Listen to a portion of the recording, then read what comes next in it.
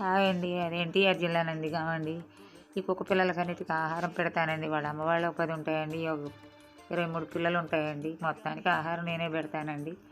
కాకపోతే వాటికి ఉండటానికి గూడు కూడా లేదండి. కాస్త యాక్షన్ వేపియాలండి పిల్లలకి. నాలుగో నెల వచ్చిందండి ఆ పిల్లలకి. చాలా నరాలు కూడా వీక్నెస్గా ఉన్నాయండి. ఎవరైనా సహాయం చేస్తే వాటికి యాక్షన్ వేయిద్దామని చూస్తున్నానండి. వేద్దామని చూస్తున్నానండి.